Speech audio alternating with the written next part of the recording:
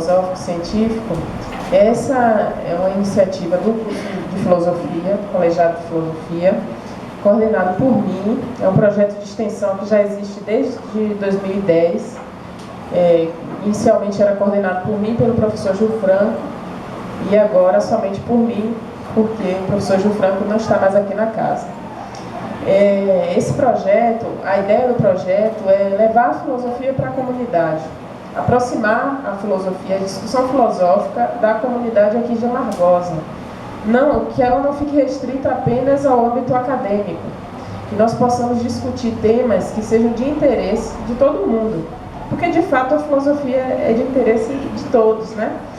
Então, a gente sempre escolhe temas assim que sejam mais acessíveis para a comunidade de um modo geral e que sejam tratados de maneira mais leve, descontraída. Por isso a ideia de fazer no ambiente aqui, no ambiente externo à universidade, no restaurante, numa escola, como nós já fizemos em várias escolas aqui do município. Aqui em Amargosa a gente já fez no Pedro Calmon, já fizemos em outros municípios também, já fizemos em Milagres, na Casa Rosa.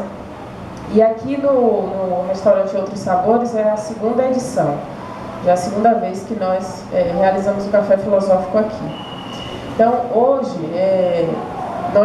vamos ter a presença do professor Cícero Josinaldo Oliveira, que é um professor recém-chegado ao curso de filosofia.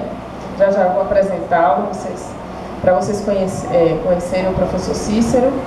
E, além de Cícero, nós também temos a presença de Ilana, que vai ser a debatedora. Rosa Ilana é aluna do curso de filosofia.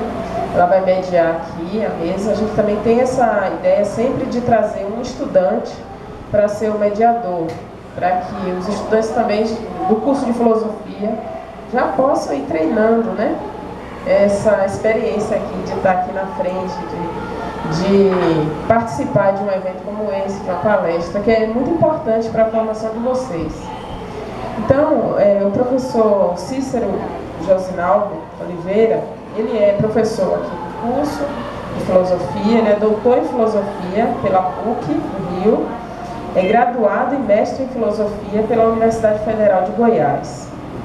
E o professor Cícero, ele trabalha na área de filosofia política, ética e filosofia geral. A estudante Rosa Ilana, ela faz parte do PET Aurora, que é um projeto de educação tutorial coordenado pela professora Giovana Tempo, que também é professora do colegiado do curso de filosofia, e já está perto de se formar, e hoje ela vai fazer a mediação aqui. Vocês podem fazer perguntas ao final, podem não, vocês devem fazer perguntas ao final da fala do professor Cícero. Vocês podem vir aqui na frente fazer perguntas e, caso fiquem tímidos para vir aqui na frente, vocês podem pegar uns papeizinhos com o Anderson, que é o bolsista que trabalha junto comigo aqui no PIBEX. Ele é bolsista de extensão, ele faz a edição dos vídeos, toda a organização do evento, vai ficar fazendo entrevistas aí com vocês. E aí vocês podem pegar com ele os papéis, se ficarem muito tímidos para vir aqui fazer pergunta. Mas é melhor que venham aqui, né? Para sair na filmagem, é melhor. Depois vocês vão ver, Anderson faz uma edição muito bonita, sempre, do Café Filosófico. Aí vocês vão ver os vídeos que ele divulga, vocês vão se ver e vão poder assistir novamente a palestra do professor Cícero. Então eu vou convidá-los, antes de convidá-los, o professor e Ilana, eu vou fazer alguns agradecimentos já inicialmente aqui. Eu agradeço mais uma vez aqui a presença de todos vocês, agradeço a Catarina e Pedro, que são aqui os proprietários do estabelecimento, que cederam pela segunda vez aqui o espaço para nós realizarmos o nosso evento. Agradeço também a professora Giovana Tempo e o PET Aurora por terem cedido, emprestado a caixa de som, e a todo mundo que ajudou na divulgação do Café Filosófico. Então, uma boa palestra para todos. Eu convido então agora o professor Cícero e Ilana aqui à mesa. Me desculpa, para quem não me conhece, eu sou a professora Giovana Monteiro. Eu coordeno o projeto e sou coordenadora do curso de filosofia. Por favor.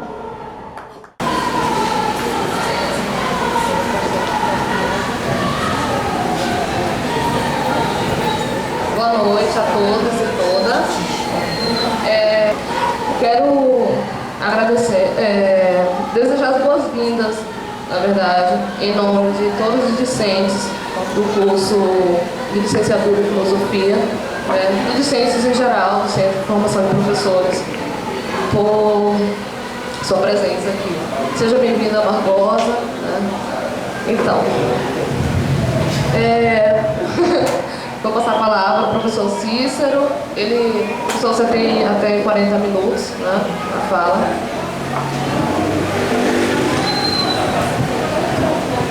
Bom, boa noite a todos. Tá bom? Você toma essa instância?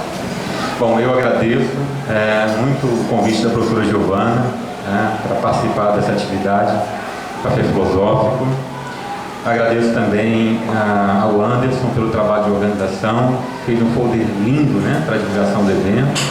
Está aí, como vocês podem ver, trabalhando já, a organização também aqui, e ainda vai editar o vídeo, para disponibilizar na internet, eu imagino. Então, além da Giovana e do Anderson, agradeço a Ilana também, que está aqui fazendo um trabalho de mediação, e de interrupção também, e também a Catarina e o Pedro, que cederam espaço para essa atividade. Então, além de agradecer, eu faria também um elogio, faço um elogio, porque eu acho extremamente difícil, me parece, tirar a filosofia do gabinete, tirar a filosofia dos muros da universidade, porque a filosofia, como vocês sabem, é muito malquista, é tradicionalmente repudiada, e as pessoas em geral não fazem a menor ideia do que é filosofia. Então eu acho uma atitude de coragem tirar a filosofia do gabinete da universidade.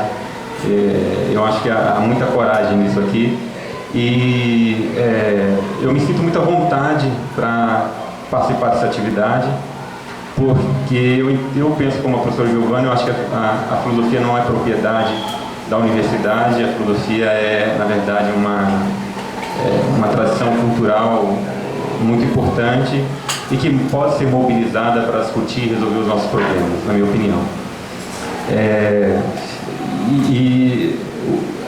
A minha fala é parte da minha pesquisa de doutorado. Eu propus uma pesquisa um pouco não convencional, eu acho, em filosofia, porque o meu trabalho problematiza a relação entre economia e política e recorre não tanto a filósofos quanto recorre a sociólogos, Então vocês vão ver que nesse texto que eu vou apresentar aqui eu vou falar mais de sociólogos do que propriamente de filósofos, E nesse sentido eu agradeço também uma pessoa que não está presente, mas que foi muito importante nesse meu percurso, que é o professor Eduardo Jardim, da Pontífice Universidade Católica do Rio de Janeiro, que me permitiu fazer um trabalho não tradicional em filosofia. O professor Daniel acaba de chegar, agradeço a presença dele, de todos os amigos que estão aqui, o professor Fernando, enfim, não dá para citar todo mundo. Também agradeço a presença da minha família, minha esposa, meu sogro e minha sogra, que vieram de Goiás para me assistir, Então, obrigado. Bom, eu começo o texto e peço que você freie eu avançar no tempo. Bom, o título é Vida, Crédito e Consumismo. Então, um tema que está na ordem do dia e um tema que tem tudo a ver com a vida de vocês e com a minha vida, E, bom, na verdade o título é um pouco maior, o título do texto original, Vida, Crédito e Consumismo. A procrastinação de cabeça para baixo. O que é a procrastinação? A procrastinação é uma antiga ética do capitalismo que está morrendo, está agonizando, Vocês podem imaginar que nós vamos falar do capitalismo, Sistema capitalista. Esse texto, ele procura registrar uma mudança cultural nas nossas vidas, que foi motivada por esse contexto econômico que está emergindo, Para quem nunca ouviu falar, havia um sociólogo chamado Max Weber, um dos pais do pensamento sociológico, e Weber, quando analisou o capitalismo, que ele chamava de fase heróica, ele entendeu que o capitalismo era marcado por uma ética de economia. O capitalismo era um sistema econômico marcado um princípio ético que era o princípio da poupança. É basicamente essa a compreensão de fundo que perpassa um famoso texto do sociólogo Weber, que é a Ética Protestante e o Espírito do Capitalismo. A novidade do seu ensaio, que tem esse nome, consiste na proposta de vincular a ética protestante, que é uma ética eminentemente religiosa, com um espírito do capitalismo, com o espírito econômico. Então, o Weber, na ética protestante e o espírito do capitalismo, procura mostrar como a associação entre esse elemento cultural religioso e as normas econômicas ajudaram a configurar o capitalismo como nós conhecemos hoje. Mas era um capitalismo pautado no princípio de economia, de poupança, se vocês preferirem, no princípio da poupança. O meu texto pretende registrar um momento de inflexão, um momento de mudança, de transformação completa desses valores. O meu texto procura enfatizar que nós vivemos justamente o contrário, que o capitalismo de hoje é um sistema econômico fundado na promoção do crédito e na adesão ao modo de vida consumista. E isso significa a completa inversão dos valores originários do capitalismo. Crédito no sentido que tem hoje, é uma negação do princípio da poupança que animou o capitalismo no que Marx Weber chamava de fase heróica. Então, é isso que interessa mostrar aqui no meu texto. E aí eu vou tentar conciliar a exposição, a apresentação com pausas e falas um pouco mais, um pouco mais tranquilas. Então começa o meu texto. Antes de começar, eu quero citar uma frase que aparece num livro do Michel Foucault, na verdade num curso que ele ministrou em 1979, que é O Nascimento da Biopolítica. A frase é assim: o homo economicus é o eminentemente governável. O homem, enquanto agente econômico, é aquele cuja conduta pode ser controlada no sentido mais amplo da palavra controle. O homem, enquanto agente econômico, é aquele que se presta a uma determinação da conduta, a um tipo de controle que talvez nenhuma outra forma de ser do humano se preste. É isso que o Foucault quer dizer. Eu tenho a impressão que essa mensagem é o pano de fundo do meu texto, né? Por isso eu começo com ela, é a epígrafe, né? Então começa o texto. Apesar das notáveis mudanças operadas sobre o mundo do trabalho, a mais radical das transformações já registradas no capitalismo passa, antes de tudo, pela ênfase inusitada sobre a capacidade que os rendimentos do trabalho asseguram, a capacidade de consumo. Chamamos de revolução copernicana do capitalismo a virada extraordinária que, no interior desse sistema econômico, substitui o imperativo da satisfação adiada e as realizações a longo prazo pelo princípio consumista da satisfação imediata e renovada, a frugalidade pela prodigalidade, o ascetismo pelo dispêndio, as práticas compulsórias de poupança e postergação pelo desejo incontido de felicidade aqui e agora perseguido via consumo. Se a questão do consumo leva-nos de fato ao cerne da nova economia, do outro lado da análise do trabalho, a saber, o destino atualmente mais comum de seus rendimentos, a palavra consumo tem prioridade sobre a flexibilidade como qualificativo maior da presente economia.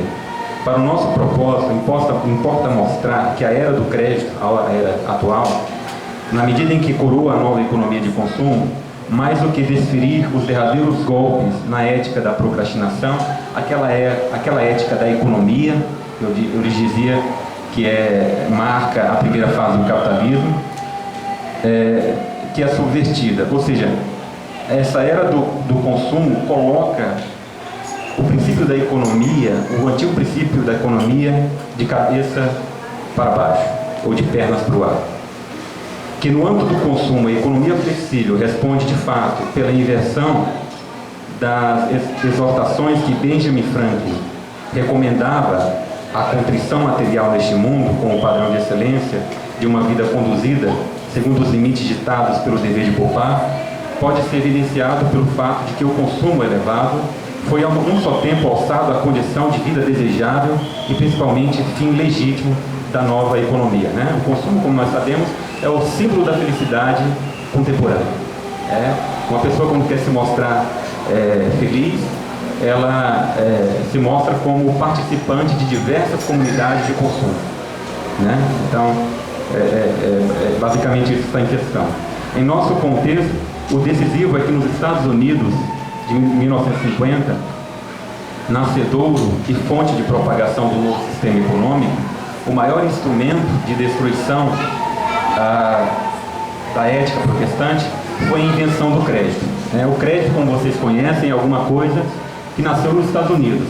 O crédito numa acepção mais próxima de nós, porque havia uma outra concepção que eu vou procurar resgatar daqui a pouco. Então é uma invenção americana, como diz Daniel Bell, que é um sociólogo americano. E eu digo exatamente isso. Como disse Daniel Bell, em seu estudo acerca do entrechoque dos valores capitalistas, antes era preciso economizar para depois comprar. E hoje nós fazemos justamente o contrário. Nós gastamos aquilo que ainda nós vamos ganhar. Mas o crédito tornou possível satisfazer todos os desejos. Portanto, mais do que qualquer outro expediente, a invenção capitalista do crédito manifesta uma extraordinária mudança, mas também um embate nos princípios que norteiam a vida social, provocados por esse sistema econômico no fenômeno que Daniel Bell registrou nas contradições culturais do capitalismo. Eu vou começar a fazer saltos, porque eu já entendi que se eu for seguir o texto, a coisa vai ficar mais chata do que é suportável, e eu vou me alongar mais do que deveria. Ocorre, porém, que a invenção da renda, ocorre, porém, que em virtude da renda de tais classes, as classes médias americanas, na década de 50, essa rápida disseminação do crédito teria sido particularmente inviável sem a inversão do crédito, isto é, a disseminação da compra a prazo, que acima de qualquer outro fator do processo de transformação cultural em curso, exige não tanto a ruptura, quanto a própria inversão da ética protestante, a ética da economia, da poupança. É próprio dessa transformação cultural, simbolizada pela prática de financiamento do consumo, que a palavra crédito assuma um sentido econômico acentuadamente distinto do que tinha até o momento. O enlace econômico entre crédito e consumo aponta para o próprio cerne da revolução capitalista. Aí agora o meu texto vai fazer esse registro do antigo sentido que tinha a palavra crédito para mostrar o novo sentido que tem a palavra crédito. Eu vou tentar resumir, depois eu vou ler só uma ou duas passagens que vai mostrar o sentido antigo de crédito. Crédito, no sentido antigo do capitalismo, tinha a ver com possibilidade de você obter uma soma emprestada e, a partir dela, a partir de um emprego econômico dessa soma, obter rendimentos. E esse rendimento é o seu lucro. Do seu lucro, você paga a quem você pega emprestado e você reproduz o dinheiro que você ganhou, tirando uma parte para si. Crédito era basicamente isso. Era a oportunidade para reproduzir o dinheiro. Era basicamente isso, Aí eu vou aqui ler uma passagem que registra isso. Para o espírito do capitalismo, que coordenava as ações do ascetismo leigo de Benjamin Franklin, crédito significava, ante tudo, a aplicação e investimento, a saber, um tipo de oportunidade para multiplicar o dinheiro. Que, por sua vez, como disse o próprio Franklin, é de natureza prolífica, procriativa, Vocês sabem, essa é uma compreensão cara ao capitalismo, O dinheiro, Marx dizia, o dinheiro é alguma coisa, nas análises do capitalismo, O dinheiro é alguma coisa sempre prenhe, está sempre grávido de mais dinheiro. Isso é a alma do capitalismo, como vocês sabem, O dinheiro é sempre alguma coisa que tem que gerar dinheiro. Aliás, isso contém algo essencial do conceito de capital, É natural, sob a perspectiva de qualquer fase do capitalismo, portanto não só do dia de Franklin, que o dinheiro seja visto como algo que está sempre prenhe de mais dinheiro. Mas é um traço particularmente típico da antiga ética protestante, comprometida com a postergação, concebeu o crédito como possibilidade de, a partir do empréstimo e mediante juros, obter ou explorar e aumentar para o futuro os rendimentos da soma conferida ou recebida de outrem sobre a confiança e por tempo determinado. Daí o sentido da exortação de Benjamin Franklin, né, que é um americano dos tempos de Max Weber, né, quando Max Weber analisava o antigo capitalismo, né. Eu vou citar uma passagem do texto de Benjamin Franklin que testemunha essa antiga concepção de crédito, né. Citando o Benjamin Franklin. Lembre-te que o crédito é dinheiro. Se um homem permite que seu dinheiro permaneça em minhas mãos por mais tempo do que é devido, ele me dá os juros, ou quanto eu puder fazer com que ele dure este tempo. Isso atinge uma soma considerável quando um homem tiver um bom e amplo crédito e fizer um bom uso dele. Então aqui é um testemunho de Franklin como alguém que compreende o crédito nesse sentido, como oportunidade de maximizar o dinheiro, de ampliar dinheiro. Agora voltando ao meu texto.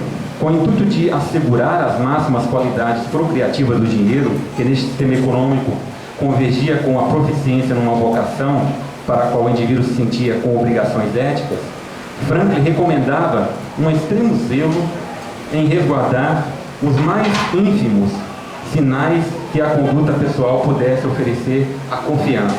Essa é a palavra que, para a mentalidade utilitarista, representa uma espécie de filosofia da avareza. Quem qualifica essa conduta de Benjamin Franklin, né? Quem é o Benjamin Franklin, em outras palavras? Benjamin Franklin, como Max Weber o apresenta, é o típico americano da primeira fase do capitalismo que poupa o dinheiro de uma forma como nós não podemos imaginar. É o sujeito que se sente bem consigo quando consegue poupar um cachimbo, quando consegue poupar um gole de cerveja. Benjamin Franklin é o tipo exemplar da antiga ética do capitalismo. Ou seja, ele contém o espírito de poupança no sentido mais amplo que vocês puderem imaginar. Por isso que o Max Weber o toma como exemplo, né? Um exemplo desse tipo ideal, né? Para também usar um termo do pensamento sociológico de Max Weber, né? Então é esse o Benjamin Franklin. A citação que eu vou fazer do Benjamin Franklin agora é uma citação que testemunha isso. O Benjamin Franklin é aquele que vai, como é que eu posso dizer? É aquele que vai manter um zelo constante com a sua conduta e vai sempre avaliar a sua conduta, procurando obter do mais minucioso comportamento algum tipo de confiança, para que essa confiança possa inspirar naqueles que emprestam dinheiro um sentimento digno de crédito. Tudo que ele faz é sempre pensando na reputação que ele pode obter com a sua conduta, e a reputação como alguma coisa que vai lhe render crédito, e aí ele vai poder aplicar dinheiro e poder ganhar dinheiro e enriquecer até o infinito, né? Vocês sabem que essa é um sonho capitalista, enfim, antigo, né? Então, essa é uma outra passagem então de Benjamin Franklin como um testemunho disso. Isso é ele escrevendo, né? As mais insignificantes ações que afetam o crédito de um homem devem ser consideradas, diz Benjamin Franklin. O som de teu martelo batendo às 5 da manhã ou às 8 da noite, ouvido por um credor, o fará conceder-te mais 6 meses a mais de crédito. Ele procurará, porém, por seu dinheiro no dia seguinte, se te vir em uma mesa de bilhar, ou uma mesa de sinuca, ou escutar tua voz em uma taverna quando deveria estar trabalhando. Exigi-lo-á de ti antes que possa dispor dele, todo de uma só vez. Então, o Benjamin Franklin recomendava uma conduta estritamente, como é que eu posso dizer, contida, extremamente parcimônica, extremamente econômica, para que você parecesse aos outros digno de crédito. Por exemplo, se alguém passa na rua e me vê tomando cerveja, como eu estava agora há pouco, no tempo de Benjamin Franklin, isso poderia ser um sinal de que não vale a pena me emprestar dinheiro. Vocês compreendem? Isso é um sinal seguro, talvez, de que não vale a pena me emprestar dinheiro, porque eu tenho chance de ser um bebedor e alguém que não paga as contas. Então, é esse o tipo de... é esse o espírito capitalista que o Benjamin Franklin representa. Eu vou tentar avançar meu texto, pular umas páginas, para tentar mostrar para vocês agora o novo significado da palavra crédito. O crédito que vocês hoje e eu colocamos em prática é o avesso. Porque o crédito hoje tem a ver com o quê?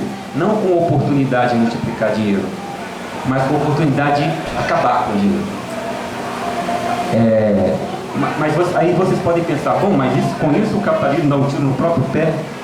Não, na verdade é um outro jogo. É outra forma de jogar o mesmo jogo. Vocês se recordam, eu comecei com uma frase que dizia, com que Foucault dizia, que o homo econômicus é o eminentemente governável. E com isso Foucault quer dizer que o homem como agente econômico é aquele cuja conduta se controla de uma forma como nós não podemos imaginar, né?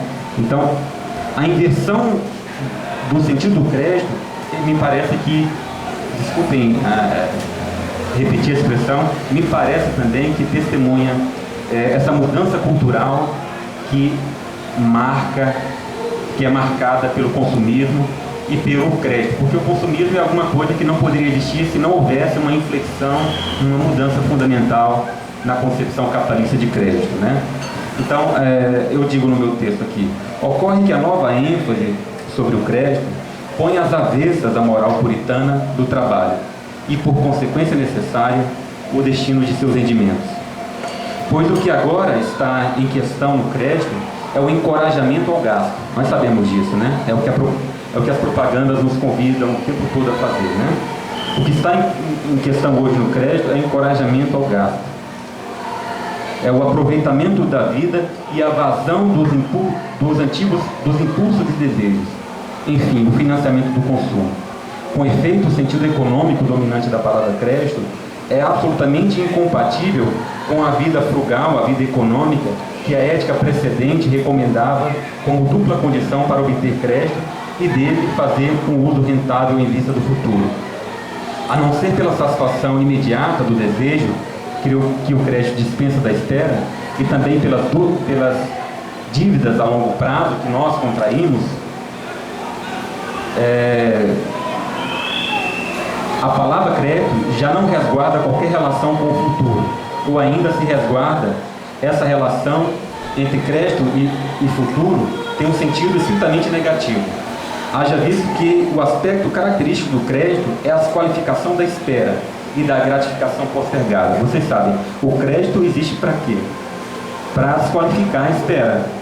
Vocês devem se recordar que eu li uma passagem do Daniel Bell, sociólogo americano, que ele dizia o seguinte: antes era preciso poupar para depois comprar, né? Então, hoje é o contrário. Hoje você primeiro gasta e depois você paga, né? Ou seja, é a inversão, né? Sua verdadeira afinidade é com o momento presente, que a contração do crédito incita a aproveitar de modo obstinado. Neste encontro, como disse Bell, a artimanha da venda a prazo foi evitar a palavra dívida e destacar a palavra crédito. Percebem? O crédito é outro nome para dívida, mas é um nome mais atraente, né? Quando você quer promover uma mudança cultural. Deixa eu fazer outro pulo aqui, só um minuto. Vou falar dos cartões de crédito, não dá para não falar, né? De qualquer maneira, quando os cartões de crédito puseram essa filosofia consumista ao alcance de um número crescente de indivíduos, cartão de crédito é uma invenção relativamente recente, né, como vocês sabem. Restava ainda ao novo sistema econômico a tarefa de lidar com o impasse criado pela resistente cultura forjada na velha e agora ultrapassada ética da postergação, em que se fundava o espírito de poupança do capitalismo. Avaliadas sob essa perspectiva, a venda a crédito, que segundo as pesquisas de Daniel Bell, foram intermitentemente praticadas nos Estados Unidos antes mesmo da Primeira Guerra Mundial, esteve inevitavelmente atrelada, presa aos estigmas sociais da condição de pobreza, dos que não podiam permitir maiores gastos, ou daquela parte da classe média que se permitia a contração de dívidas para desfrutar uma vida acima dos seus próprios meios. Esse julgamento depreciativo do sentido agora dominante, a palavra crédito, é em si mesmo reflexo de um contexto em que ser moral significava ser laborioso e econômico, Com essa mudança cultural, que envolve uma transformação radical no conceito da palavra crédito, nós temos um choque de valores que precisou ser vencido. Porque, vocês sabem, até para os nossos pais, certamente para os nossos avós, seguramente para os nossos avós, ser econômico é uma virtude. Para alguns dos nossos pais e seguramente para os nossos avós, ser econômico é uma virtude. Nós somos de uma geração em que ser econômico é uma vergonha. E aí a pergunta é a seguinte: como é que o capitalismo pôde fazer essa mudança alquimista de valores? E aí a resposta nos é dada por Jean Baudrillard, né, que é outro sociólogo importante. Propaganda, né? E há uma expressão do Daniel Bell, mais uma vez, um americano, que diz o seguinte: olha, a propaganda é a marca de ferro quente na crista da civilização ocidental. O que ele quer dizer com isso? Que a propaganda é uma tecnologia ubíqua, sempre presente, em todo lugar, e foi graças a essa ubiquidade, essa onipresença da propaganda, que está hoje em todos os lugares que vocês mal podem imaginar. Foi graças a essa tecnologia ubíqua que nós podemos transformar em vergonha o que já foi considerado pelo próprio capitalismo uma virtude. E não só uma virtude, a maior de todas as virtudes. O Max Weber procura, nesse famoso ensaio A Ética Protestante e o Espírito do Capitalismo, o Max Weber procura mostrar que essa antiga ética da poupança é uma ética em sentido estrito mesmo. Não é um simples modo de vida, diz o Max Weber. Aquilo que o Benjamin Franklin praticava não é um simples modo de vida, é uma ética em sentido filosófico, se vocês preferirem. Por que uma ética em sentido filosófico? Porque aquele que se encontra nesse antigo capitalismo, ele se sente no dever de poupar. Ele se sente no dever de negar a si mesmo. Ele se sente no dever de negar um gole de cerveja, uma tragada de um cigarro, para poupar. E poupar em vista de quê? De um contentamento futuro, de um gozo futuro, de uma realização futura. E se ele não poupa, isso é prova de que é uma ética, se ele não poupa, ele se sente como quem traiu o dever que ele tinha.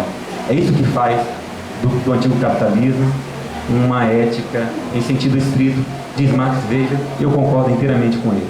Aquele que não poupava tem um sentimento de contrição, de profundo arrependimento, como quem cometeu uma grave falta moral. Vejam, me parece que é uma coisa importante, porque agora é outro esquema, né? Aquele que não gasta hoje, para registrar um pouco a inversão, aquele que não gasta tendo recurso para gastar, aquele que não vive a crédito, para fazer uma referência ao título dessa palestra, aquele que não vive a crédito é alguém que precisa de tratamento, é alguém que não pode ser normal, porque vocês sabem, é o desejo de todos. Como é que o sujeito que tem condições de consumir exageradamente não consome, se é o desejo de todos? E aqui nós poderíamos evocar a palavra normalização da conduta no sentido em que Foucault procura usar, né? Ou seja, o tipo normal, a conduta normal agora se inverteu, não é mais aquela que poupa, é aquela que dilapida a própria renda, é aquele que faz compromissos para viver sempre endividado. Há um texto do Zygmunt Bauman, um sociólogo de quem eu gosto muito e que eu li muito para o doutorado, e que o Bauman procura mostrar. O Bauman é um analista assim, extremamente, como é que eu posso dizer, lúcido do nosso tempo. E ele diz, o Bauman procura mostrar como na Europa as grandes empresas de concessão de crédito estão estabelecendo uma política de não concessão a quem paga bem. Compreenderam? Não, a política é não conceder crédito a quem paga em dias. Essa gente não gera lucro. Essa gente não paga 10% de juros de cartão. A política é bem essa mesmo. Então a estratégia agora é dificultar a vida de quem paga certo. Compreendem? A estratégia agora é basicamente essa. Então, o capitalismo é um sistema econômico de difícil leitura, né? Eu acho. E extremamente mutável, né? Eu me lembro que na Ética Nicômaco, Aristóteles, quando analisa os tipos de vida, para Aristóteles, a vida menos digna, a vida humana menos digna, é o que nós chamaríamos hoje de vida do burguês. A vida do burguês. Para ele, o padrão de excelência, não se animem com isso, estudantes de filosofia. O padrão de excelência é o filósofo, né? Para Aristóteles. O padrão de excelência, assim, o modo de vida mais sublime é a vida do filósofo. Logo abaixo vem a vida do cidadão, no sentido grego, não no nosso sentido. Mas a última, a vida humana menos digna, é a vida do ganhador de dinheiro, para Aristóteles. É o que o Aristóteles despreza. Quando ele chega na vida do ganhador de dinheiro, hoje nós chamamos de burguês, né? Quando ele chega na vida do ganhador, quando ele, analisando os modos de vida, chega na vida do ganhador de dinheiro, o que ele diz? Deixemos de lado, esse aqui não vale a pena. E por que ele diz isso? Porque para Aristóteles, o problema do burguês é que ele confunde meios com fins. Porque o dinheiro, a riqueza, como os gregos, não só Aristóteles compreende, os gregos, Aristóteles com eles, a riqueza como Aristóteles compreende, é um meio de vida, um meio para a vida em sentido elementar, a vida em sentido biológico, que vai possibilitar o bem viver. Aristóteles faz a distinção entre viver e bem viver. O viver é a vida que nós partilhamos com os animais. É a vida em sentido... os gregos tinham uma palavra específica para isso, que é zoé. Os gregos fazem uma distinção entre duas palavras para a vida. A zoé é a vida em sentido genérico, é a vida que nós partilhamos com todo vivente. Nesse sentido, a minha vida, enquanto zoé, é igual a de um cachorro. Sem querer menosprezar um cachorro, que para mim é um ser muito digno, né? Mas, na compreensão grega, a dimensão da minha vida, que é a dimensão da zoé, é a vida que eu partilho com qualquer vivente. Ou seja, é a vida que está restrita aos imperativos biológicos. Mas tem uma outra dimensão da vida que só o humano pode atingir, que é o bios, né? E aí, daí vem a palavra biografia. Na nossa compreensão, herda um pouco disso, na medida em que nós achamos que somente um ser humano pode ter uma biografia. Ou seja, uma trajetória linear, com sentido, né? A nossa palavra biografia ainda testemunha essa compreensão grega. Mas o que Aristóteles queria dizer com isso? Que ao homem é dada a possibilidade de atingir uma vida digna, uma vida para além do domínio da animalidade. Por que eu estou tentando aqui recuperar essa distinção? Porque alguns filósofos, me parece que Foucault um pouco confusamente, mas a Hannah Arendt mais pontualmente, considerando essa distinção grega, acha que uma sociedade de consumidores é uma sociedade que tem uma vida que não realiza as possibilidades do humano. Herdando um pouco, talvez, dessa distinção grega, ela acha que quando nós nos definimos como uma sociedade de consumidores, o que nós estamos fazendo é nos rebaixarmos a uma condição que é uma condição de animalidade. É uma condição de animalidade. Enquanto portadores de uma zoé, nós estamos devolvidos à natureza. E veja, percebam o seguinte, a palavra consumo tem uma afinidade explícita com a ideia de zoé, de vida elementar, né? Porque o consumo é aquilo que atende o nosso metabolismo. O consumo é aquilo que nos mantém vivos. Agora, acontece que existe uma distinção entre consumo, do mesmo modo como eu procurei estabelecer uma distinção entre consumo, entre zoé e bios, eu vou procurar agora sinalizar para uma distinção entre consumo e consumismo. E aí eu vou procurar vincular o consumo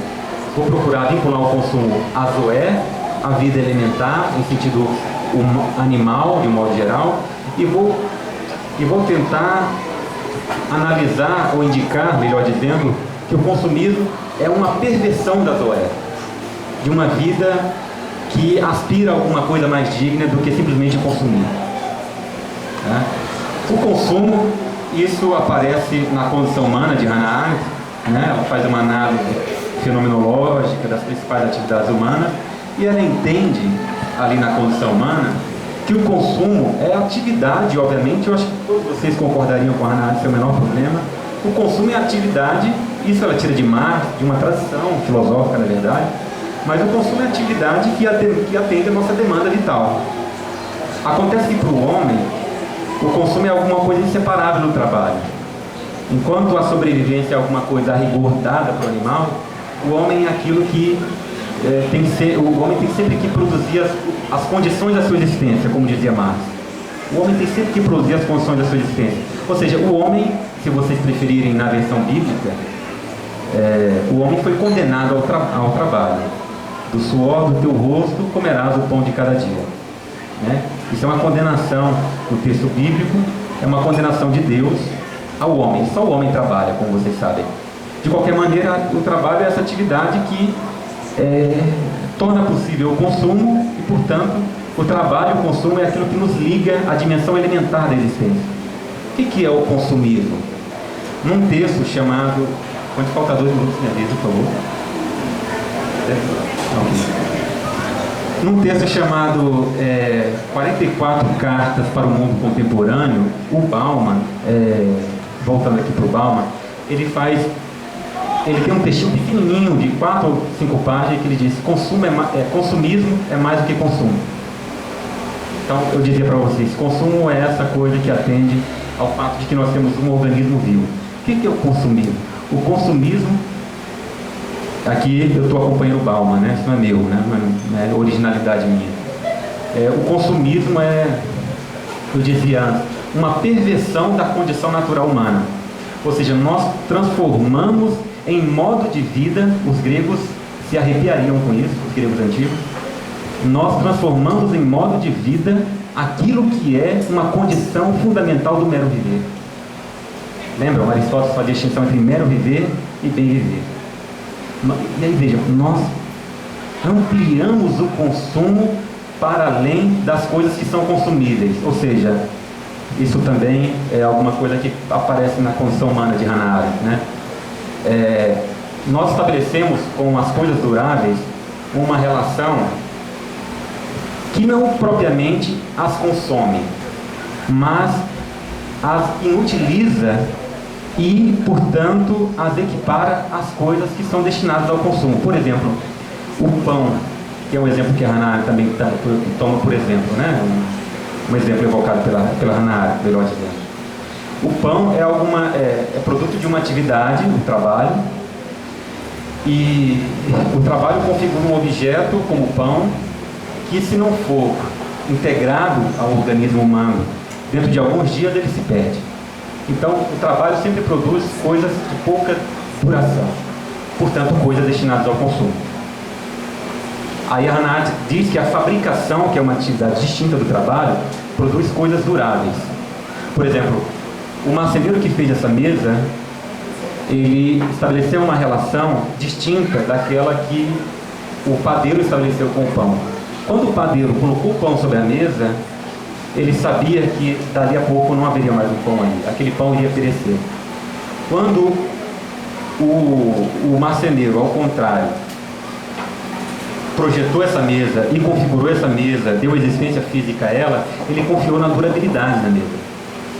E ele sabia que gerações de convidados poderiam se sentar em volta dela, comer em volta dela, apoiar papéis, fazer palestras em volta dela, conversar em volta dela. Então, o trabalho é aquilo que produz coisas destinadas a curta duração. Portanto, há coisas destinadas a atender o processo vital. A fabricação é aquilo que configura o mundo em sentido humano, não o mundo natural. Esse é o planeta Terra, na terminologia de Hannah Arendt. Existe a Terra e existe o mundo. O mundo é aquilo que não existiria se não existisse o ser humano. Então existe a Terra existe o mundo. O mundo são o conjunto dos artefatos de durabilidade que nós colocamos sobre a Terra. Tudo isso aqui é o mundo, né? Tudo não natural que está à nossa volta é aquilo que existe para nós e que é dotado de durabilidade e que, portanto, serve para tornar a nossa vida melhor. E nós temos confiança nas coisas, as coisas duráveis. Por exemplo, hoje eu estou fazendo essa fala aqui, mas amanhã, quando o restaurante abrir, eu posso vir e confiar que essa mesa estará aqui, porque ela é dotada de durabilidade. Daqui a 10 anos, e certamente, avaliando aqui a qualidade dela rapidamente, daqui a 50 anos. Né? Qual que é o problema do consumismo? O consumismo equipara trabalho e fabricação, na medida em que torna isso aqui tão descartável quanto um pão.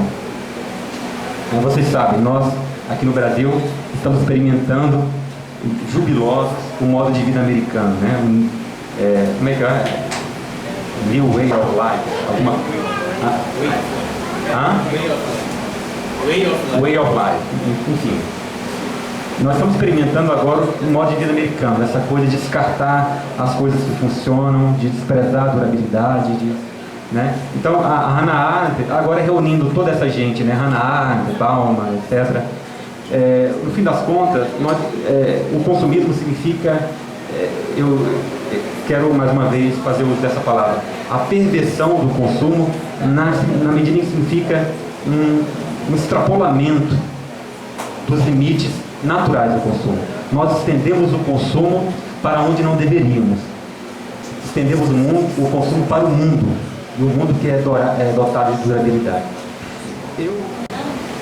Eu queria finalizar a minha fala registrando alguma coisa que me deixou pasmo quando eu li esse texto que eu já fiz referência, do Zygmunt Bauman, né? Que é um sociólogo polonês. O Bauman defende uma tese sustentada por inúmeros outros sociólogos, filósofos. Uma tese que vocês certamente partilhariam também, que eu partilho, que é a ideia de que nós somos mobilizados politicamente não tanto como cidadãos, como na condição de consumidores. Nós somos mais reclamados pelos políticos e por nós mesmos, com a mentalidade política que temos hoje. Nós somos mais mobilizados mais como consumidores do que como cidadãos, né? Eu já disse para vocês que um grego teria vergonha de se dizer um consumidor. O grego teria vergonha, porque, enfim, para ele isso é o que há de menos digno do homem, né? E nós batemos o peito e nos dizemos consumidores mais do que cidadãos até. Mas, enfim, eu queria registrar uma compreensão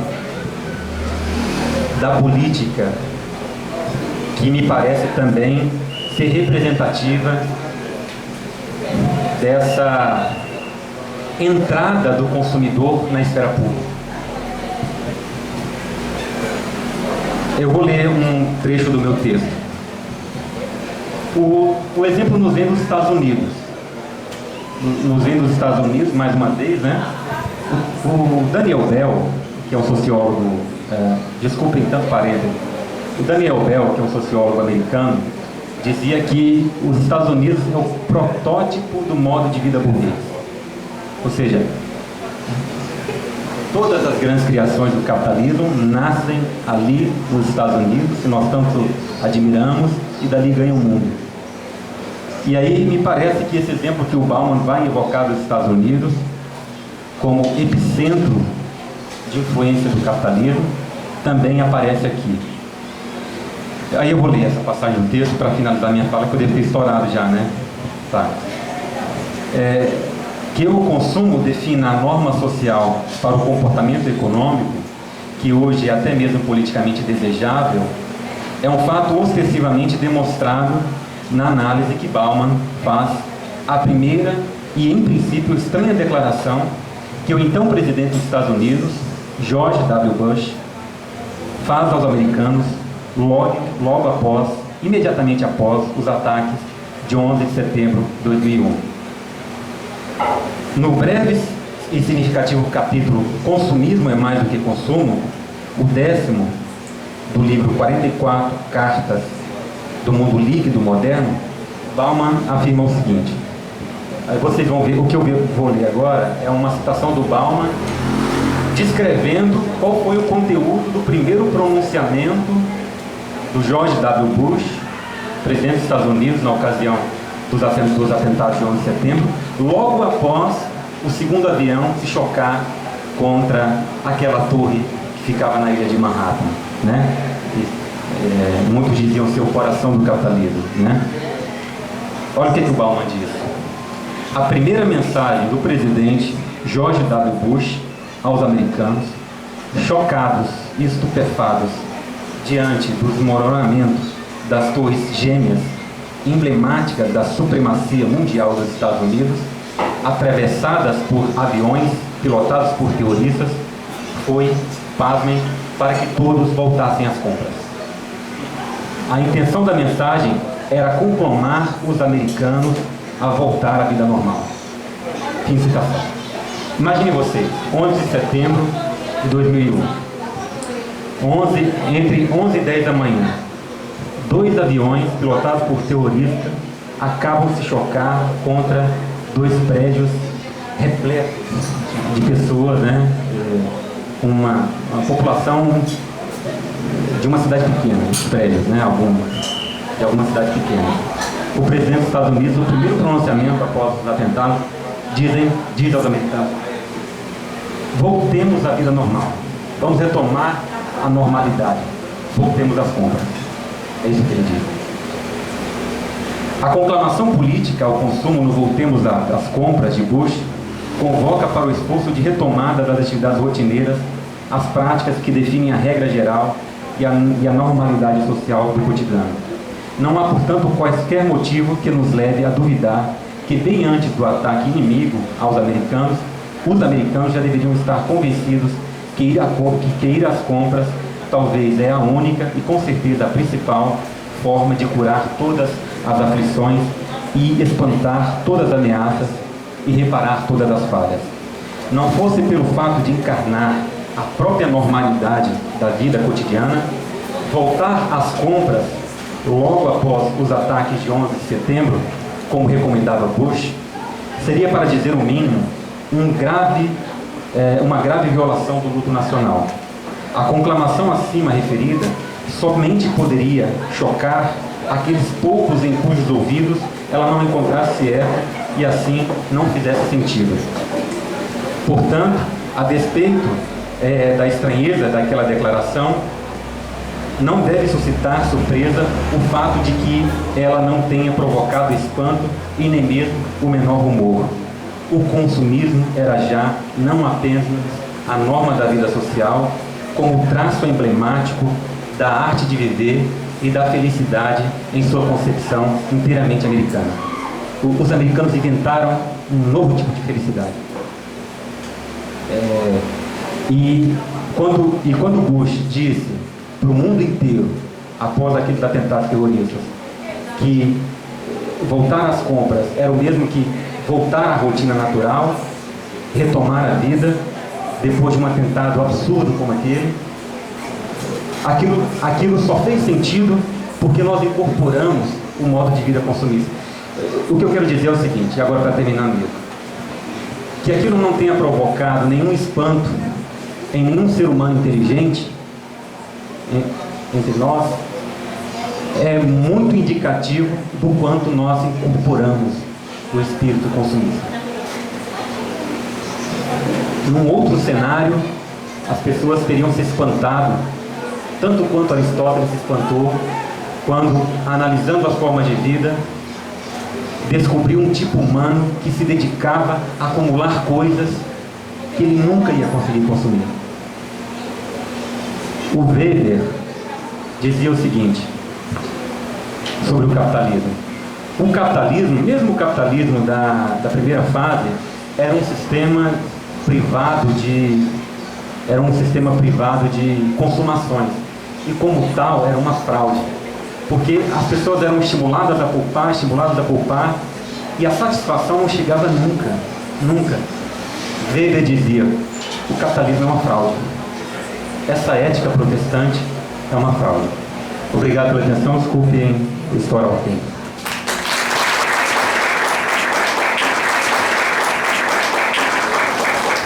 Obrigada, professor. Olá, meu nome é Deise, faço filosofia e o café filosófico entrou na minha vida desde que comecei a fazer o curso de filosofia e que a professora Giovana começou a divulgar e a fazer na cidade. Então, assim, desde então eu participo, gosto muito, acho muito interessante. É bom para o crescimento pessoal de cada um que participa e principalmente para quem faz o curso. Eu acredito que melhora muito mais o desenvolvimento e as atitudes perante o curso. Agora nós abriremos para os debates. Mas eu queria que você tratasse um pouco dessa questão do crédito com a questão da crise no Brasil, se fosse possível. Obrigado. Eu dificilmente poderia fazer uma análise. Uma coisa assim, claro, em conversas informais com amigos, eu sempre arrisco dar minha opinião, né? Mas aqui eu não submeteria vocês a isso. Então, eu honestamente não tenho condições de fazer uma análise. Eu até converso com um amigo meu que é economista, peço muita opinião dele, sabe? Eu adoto mais eu faço mais coro com você do que propriamente arrisco, especialmente em público, né? Uma análise uma análise de caso, né? Do cenário brasileiro atual. Agora, assim, a gente também não pode reduzir. Eu falei dos Estados Unidos da forma como falei, porque me interessava mostrar, acompanhando um pouco o pensamento sociológico de Richard Sennett, e procurava mostrar como o Daniel Bell, né, que eu citei aqui muitas vezes, e procurava mostrar como os Estados Unidos funciona como laboratório dos valores econômicos, culturais, né, que se estendem para o mundo. Mas é claro que você tem outros, digamos assim, outros centros, né, de formação. Não parece que é uma hegemonia em sentido clássico, assim. Agora, numa conversa informal que eu tenho com os meus amigos, recentemente com o meu sogro, que está aqui, eu dizia que me parece muito curioso, sem querer aprofundar essa questão da crise brasileira, muito curioso que um banco como o Bradesco tenha batido recorde de arrecadação justamente em 2015, quando o Brasil já estava no buraco. Eu acho curioso isso, que um banco, e não é só o Bradesco não, o Itaú também, vejam, bateram um recorde de arrecadação, historicamente falando, venceram todos os outros anos do Brasil, justamente quando o Brasil estava na crise. Né? Tem um jogo complexo de compra de títulos de dívida pública, que eu não saberia explicar para vocês, mas eu acho que isso deve entrar na conta de quem quer que se arrisque a fazer uma análise um pouco mais... fazer de fato uma análise, coisa que eu não me atreveria. Mas eu agradeço a observação e a sua preocupação certamente é a nossa. Não só a minha, mas de todo mundo que está aqui, porque, afinal de contas, a gente está vendo isso hoje. Meu nome é Zenilda e eu estou fazendo o curso de filosofia, comecei agora e fiquei sabendo pela coordenadora, porque hoje era a aula dela, e ela fez o convite, né, que a gente poderia estar participando, mas é a minha primeira vez no café filosófico, nunca vi. E qual a sua expectativa? Ter um pouquinho mais de conhecimento, porque para mim também tudo é novo, né? Assim, o curso para mim está sendo assim, desde que eu comecei agora, assim, tá tudo novo, a minha novidade, porque eu tinha tanto tempo fora de uma sala de aula e voltar assim para ter novidades, coisa nova, amigos novos, muito bom. Temos mais uma pergunta aqui. Professor, o senhor falou que o homem econômico é eminentemente governado. Gostaria que o senhor explicasse um pouco mais e por que é governado. Eu acho que essa frase do Foucault ela é emblemática para esse percurso, na medida em que esse meu texto que eu não segui direito, né? Aqui fiz uma exposição mais leve, na medida em que esse texto procura mostrar o quanto, no primeiro cenário do capitalismo, ele chama de fase heróica, você tem um tipo de controle da conduta que aposta nessa grade econômica, nesse enquadramento econômico, né? Ou seja, é no cenário econômico que os homens se deixam conduzir melhor, talvez. É isso que o Foucault quer dizer, eu acho, né? Enquanto eu já usei a expressão, me permitam repetir mais uma vez, enquanto agentes econômicos que os homens se prestam a uma ampla determinação da conduta. E aí eu acho que isso vale tanto para a fase heróica do capitalismo, quanto vale para a fase atual do capitalismo. Porque vejam, basta registrar uma vez mais que nós vivemos uma inversão completa dos valores os valores nos quais há 2 gerações atrás, talvez um pouco mais que isso, foram criadas, né? E nós incorporamos isso como norma de conduta. Recordem-se de uma passagem do texto em que eu dizia que não consumir quando se pode, é alguma coisa que hoje gera preocupação. Daqui a pouco eles inventam um tipo de transtorno emocional para quem pode consumir e não consome. Né? Daqui a pouco, vocês sabem, daqui a pouco vão inventar um nome que já não existe, né? Porque eu sou muito desinformado, mas assim, a esse respeito. Mas daqui a pouco vão inventar um problema de ordem psicológica esse tipo de conduta de alguém que pode consumir, que é dado consumir, e se coloca na condição de quem não pode consumir. Mas esse sujeito precisa de um tratamento, né? Então, eu acho que é isso que a frase do Foucault, muito precariamente, da forma como eu mobilizei, me parece que pode retratar. Olá, meu nome é Ismael, sou do curso de Filosofia.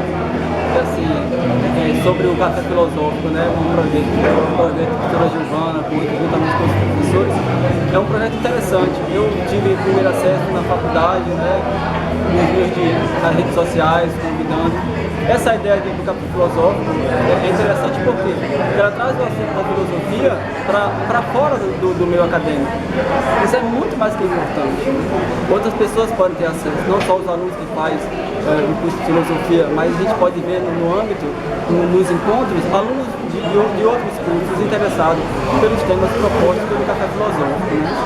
E eu já estou aqui justamente para agregar mais valor, mais conhecimento ao que eu já tenho, né? E como assim, todo ser humano, conhecer nunca é demais, né?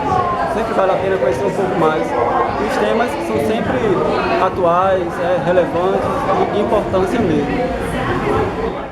Por exemplo, pega o Cazuza dizendo, né, a burguesia fede, a gente devia colocar trabalho forçado. Quando eu vejo Foucault teorizando uma crítica à burguesia, mas reproduzindo os valores burgueses, quando eu me vejo fazendo isso, porque daí daqui a pouco eu vou pegar meu carro, vou sair, vou ter uma comidinha em casa e estou pensando no sapato que eu vou comprar porque eu penso nisso.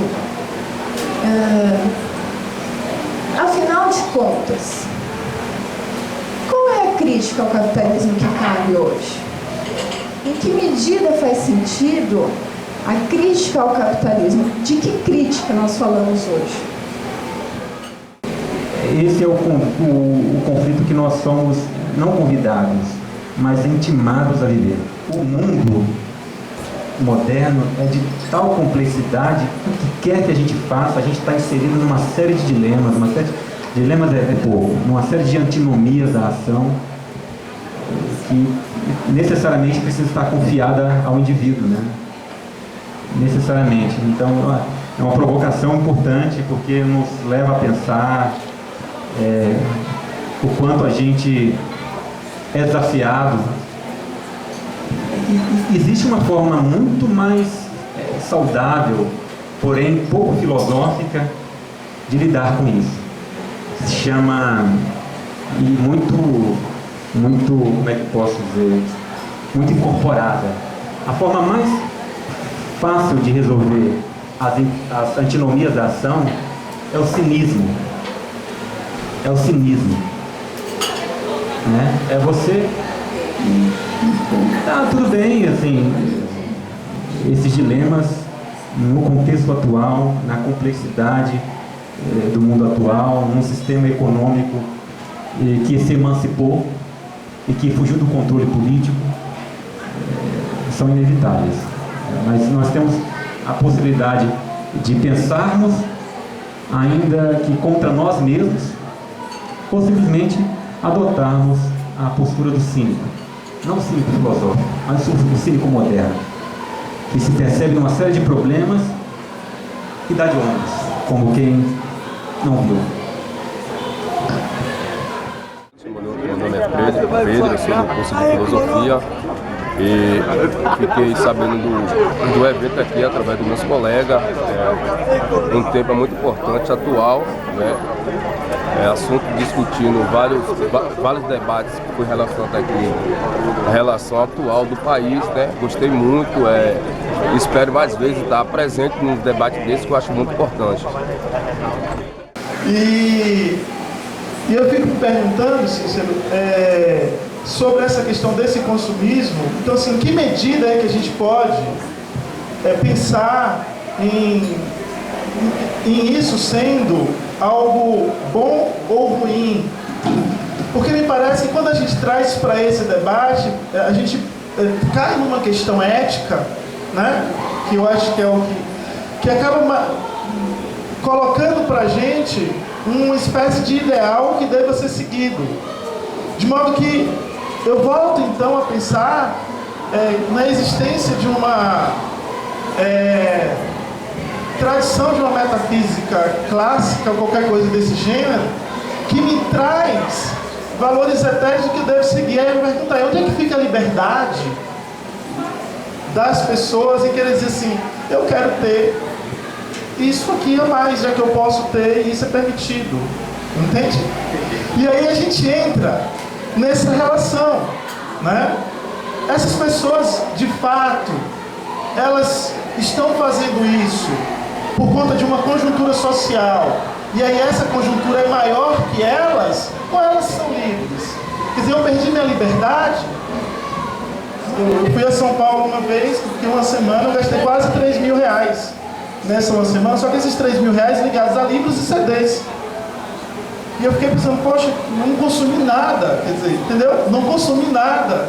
Para onde foi esse dinheiro? Quando eu fui olhar, porque livro é caro, CD é caro, mas eu preciso disso. Isso é consumo, não é? O que é que eu ia fazer? Não, está muito caro, eu estou consumindo, não vou comprar, né?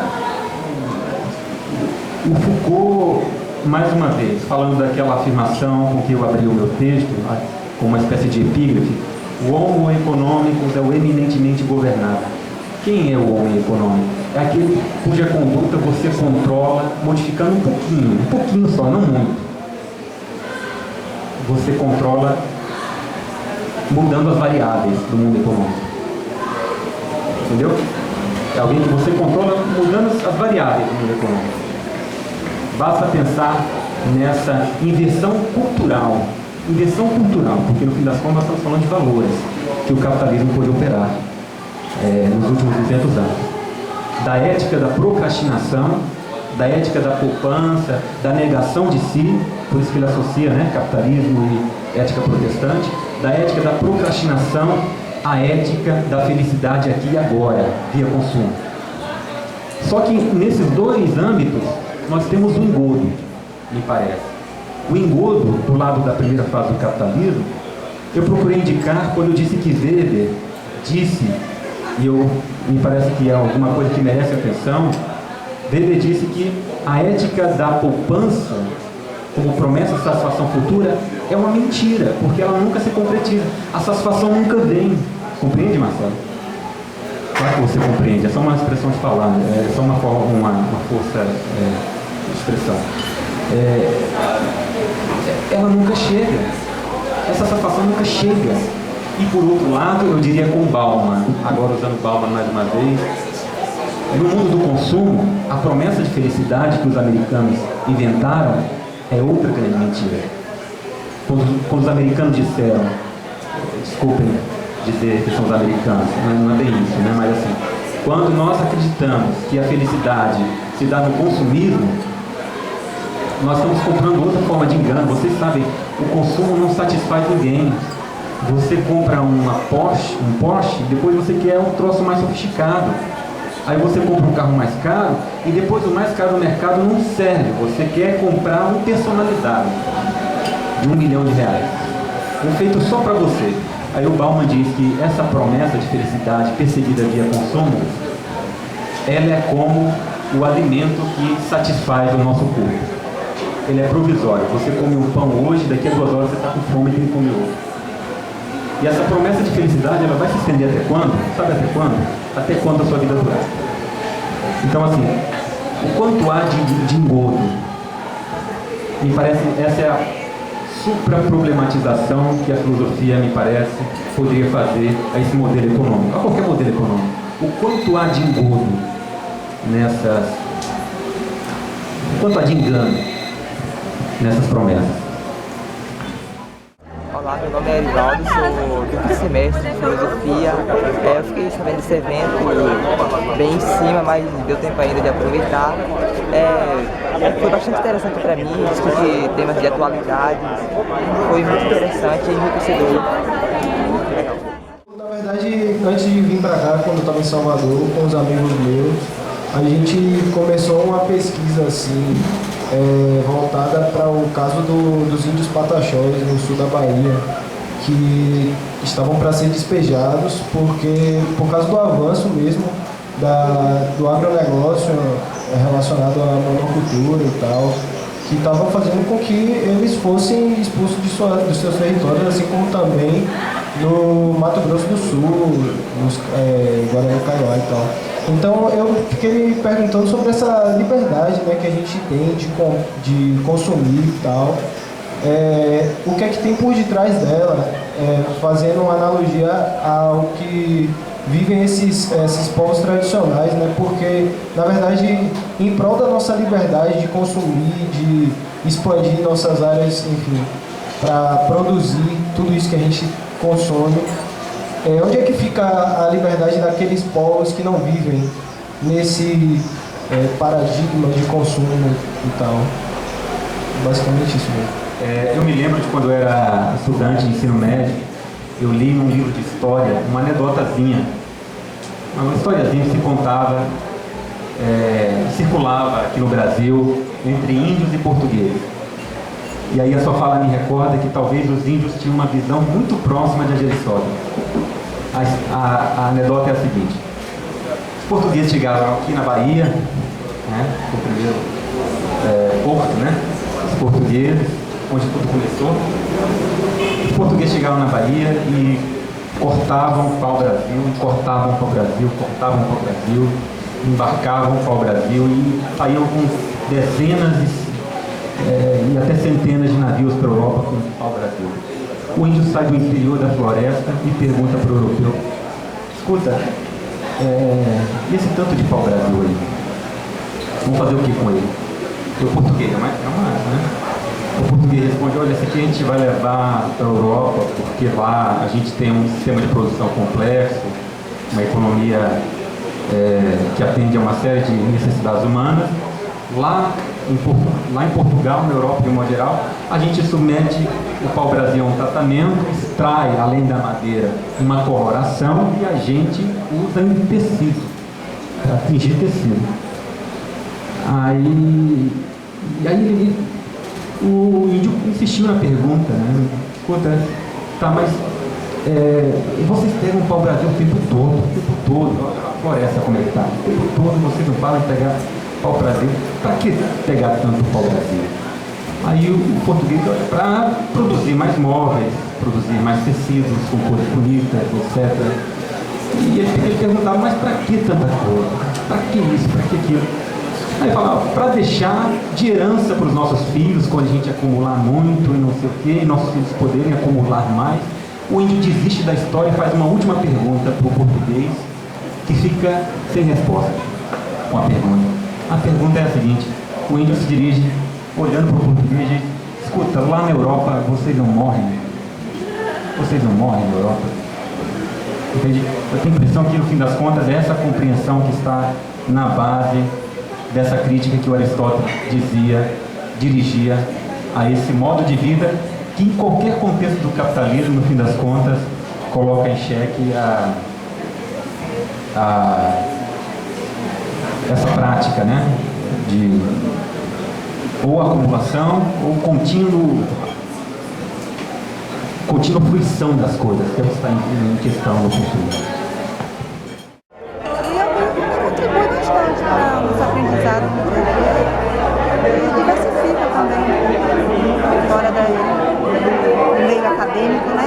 Trazer para cá um pouco, para sair da rotina de todos os dias de sala de aula, então fica bem descontraído e foi bastante interessante e espero vir mais vezes. Eu agradeço imensamente a professora Giovana, a presença de todos, meus colegas aqui de curso, professores de filosofia, meus colegas que não são de curso também, da UFRB, a minha família, os estudantes, enfim, o Anderson e a professora Giovana, agradeço o espaço e a oportunidade.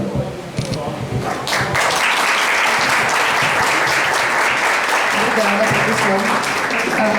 A professora Giovana vai finalizar. Cícero, nós que agradecemos. Muito obrigada por você ter aceito o convite de participar hoje. Foi muito enriquecedor para todos nós. Agradeço mais uma vez a Ilana por ter aceitado participar da mesa, fazer a mediação. A professora Giovana, que também deu um show aqui, juntamente com o professor Marcelo, enriqueceram bastante o nosso café filosófico hoje. E todos vocês que vieram, os alunos que já são da casa, os calouros que estão vindo pela primeira vez ao Café Filosófico, espero que tenham gostado. O Café Filosófico a gente tenta fazer todo mês. E com certeza vamos trazer o professor Cícero novamente em outra oportunidade, porque eu sei que ainda ficaram muitas questões para discutir esse tema e outros temas. Ainda haverá essa oportunidade. Bom, agradeço a todos vocês novamente, a Catarina e Pedro, por terem cedido aqui o restaurante Outros Sabores. E obrigada, gente. Boa noite.